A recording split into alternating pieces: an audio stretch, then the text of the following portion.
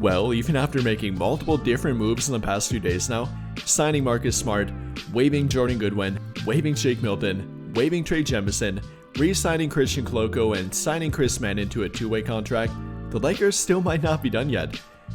According to new reports, they have been active on the trade market and might be going after a 3-and-D proven reliable backcourt option to pair with Marcus Smart. That player being Jrue Holiday, a guy that was recently traded to the Portland Trail Blazers, obviously coming from the Boston Celtics, I guess getting retraded back to Portland, which he was traded to and then traded to Boston a couple of years ago, and the Lakers apparently might have interest. This coming from Grant Afseth of the Fast Break Journal, being a Dallas Mavericks supporter, so it is a little bit weird here, but other reports confirm that the Lakers and Blazers may have been talking. Brett Siegel linked them earlier last week, other reports saying that they have had trade talks and that there is a good relationship between Rob Pelinka and Portland general manager Joe Cronin. So whether or not this turns out to be true or not, there is some reports linking it and there is something backing it up here. So with that in mind here, is Jrue Holiday a good trade target for their team? Is he a realistic trade target for their team? And would he be worth the price tag for him or the potential price tag for him? We'll talk about that and try to break it all down here. And well, to begin, I think we all know about Jrue Holiday. Obviously one of the best backcourt defenders of the past decade now, if not even a bit longer than that. Having a 15-year NBA career at this point, now being 35 years old, and although is still very productive, does have a pretty big contract that comes with that age.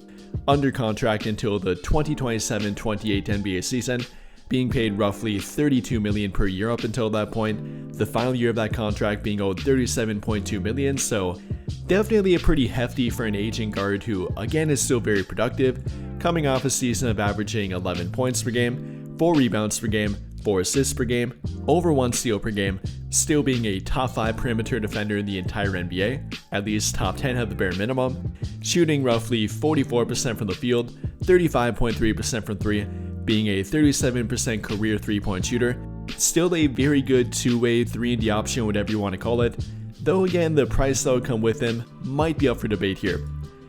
And if we're talking about making a trade for him and with the Lakers trade assets, it might include something like Rui Hachimura, Gabe Vincent, and Maxi Kleber to make the money work, though even that I might be a bit questionable about and trading Hachimura to get him. You know, I'd probably rather do a trade package like Gabe Vincent, Maxi Kleber, unfortunately Jared Vanderbilt as I'd like him, but if they can get rid of the contract that is kind of a negative contract, you know, I don't like to trade a player at their absolute lowest trade value, but if we're trading for a guy like Jrue Holiday that has a pretty big contract of his own here, albeit would be a pretty good fit for their team, then I might look to trade Jared Vanderbilt, especially swapping a defensive-minded player for a defensive-minded player, rather than trading Rui Hachimura. So that's kind of what I would look to trade here. Vanderbilt, Vincent, Kleber. At the absolute most, that would be my trade package offer for Jrue Holiday. Again, I like him, I like the fit that he would offer. Pairing both him and Marcus Smart in the same backcourt would definitely be a pretty fun defensive duo.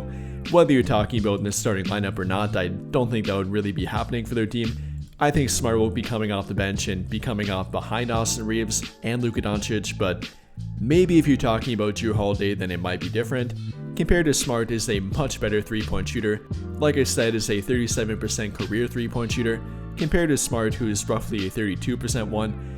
At that point, maybe they have the conversation about moving Austin Reeves coming off the bench, having Jrue Holiday in their starting lineup, then having a lineup of Luka Doncic, Jrue Holiday, Rui Hachimura, LeBron James, and DeAndre Ayton, but obviously that's neither here nor there at this point, just a conversation piece and what might be if they do that trade, but I'm not sure I would do that trade and I'm not sure Portland would take that trade. I mean, I know we tend to look at these things from an NBA 2K kind of standpoint. Whatever we offer in the trade machine will work and that's it, right? Not quite.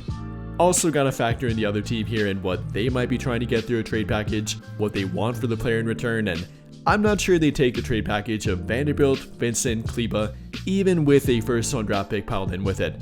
Maybe they would, maybe they wouldn't. I mean, Jrue Holiday doesn't really fit their timeline at this point, with Damian Lillard out this season and them not being quite ready to compete. I'm not sure he'd be the best fit for them. Other reports saying that he doesn't want to even be there and that he was not happy to be traded back to Portland. But I guess it all comes down to what Portland wants to get for him.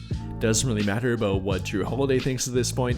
he is on their team and they ultimately have to accept the trade package that'll come with him.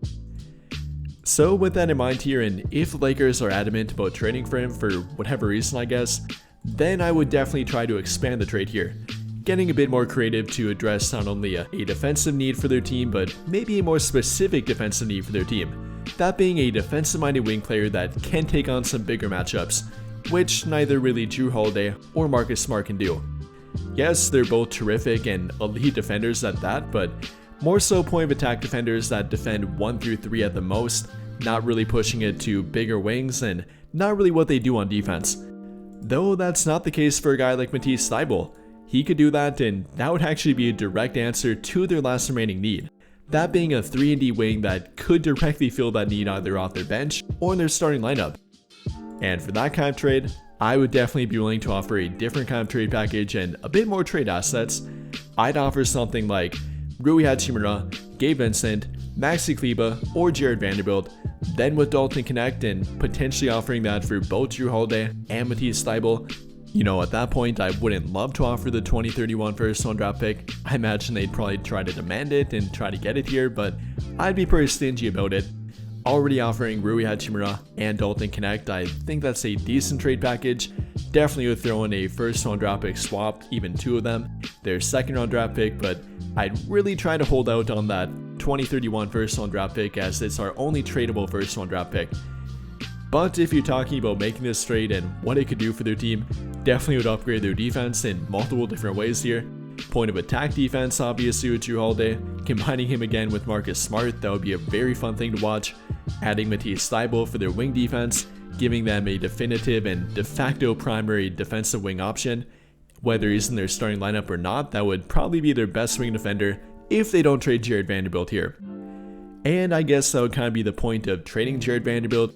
If you're gonna do it, then hopefully you're replacing it with a good wing defender, and that's what they would be getting with Matisse Thybulle. Also not the best offensive player in the world, but is an offensive upgrade to Jared Vanderbilt, again if they would be trading him here. Matisse Thybulle, shooting roughly 35% from 3 in the past few years now, is a decent 3-point shooting option that is showing improvement, especially from the corner.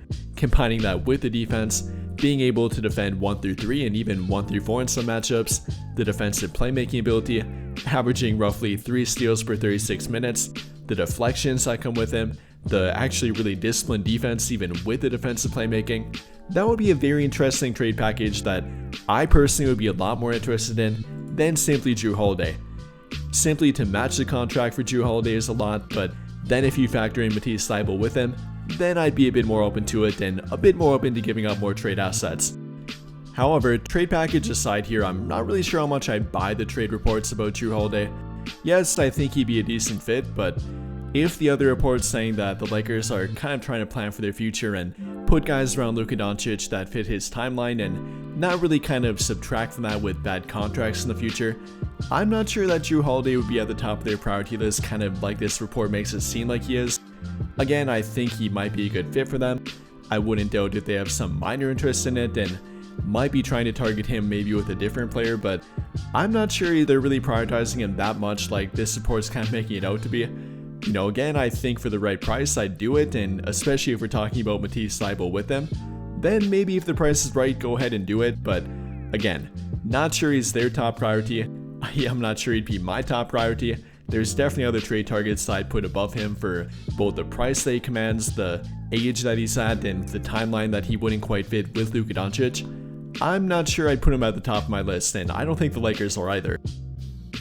And believe me, that does hurt to say a bit.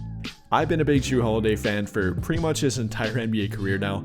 Would have loved to have him on the Lakers prior to being traded to Boston, was a big advocate for it back then, but now at 35 and with the kind of bloated contract that he's under, with what it would take to get him and the Lakers' limited trade assets that it would take to do it with, I'm not sure I'd be willing to do it or wouldn't be quite willing to do it compared to a different trade target. But with all of that being said, what do you guys think? How do you feel about this report linking the Lakers to Jrue Holiday? Would you make a trade for Jrue Holiday, and if you would, what would that trade package look like? Let me know your thoughts in the comments down below. But I think that'll pretty much do it for this one, and if you enjoyed the video, then I'll greatly appreciate it if you dropped a like, subscribe to the channel if you have not already, and hit that notification bell to never miss out when I upload a video. But as always, thank you for watching and have a great day or night.